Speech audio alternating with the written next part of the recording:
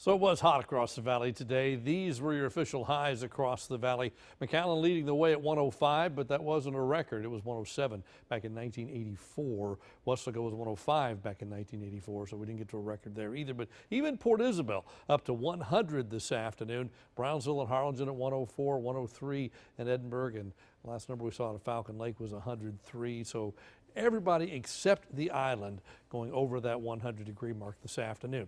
Now, since then, we've cooled significantly. It's 78 Edinburgh, 75 Harlingen, 78 in Port Isabel right now. High temperatures tomorrow, not quite as hot as today, but still well above normal. Your normal highs around 87, 88 degrees. And we're going to be 5 to 10 degrees above that, pretty much valley-wide.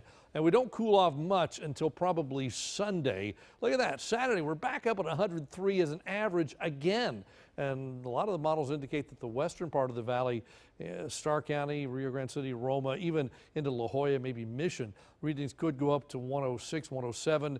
With isolated readings up to 110 in the ranch. That's a big number, 110 in the ranch country. Then 87 Sunday, courtesy of the front, and then it starts building again after that.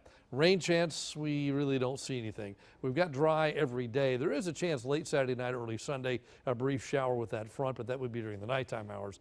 We don't see much going on during the day at all. And this model, the European, says nothing at all. So the first front kind of bounces back to the north of the valley, but instead of having a wind out of the northwest off the plateau tomorrow, we've got a wind out of the southeast. So that brings humidity back, but puts a lid on temperature. So tomorrow we're back in the 90s. Friday, the wind comes more up out of the south, almost directly out of the south. So instead of coming off the Gulf of Mexico, cooling things off, the southerly wind is hot. Not as hot as today, not as hot as Saturday, but very warm.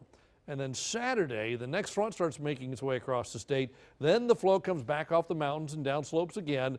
And then we get hot again with temperatures up over 100 across pretty much all of the valley again.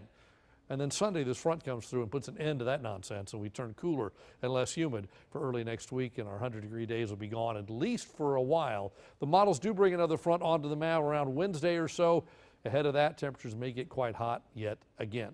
Travel plans across Texas tomorrow look to the north. Amarillo's at 45 in the morning, 57 in Midland, 56 in San Antonio. We, on the other hand, are still in the 70s, and by afternoon we're in the 90s, upper 80s, depends on where you are. 91 in Midland. Amarillo does warm back up.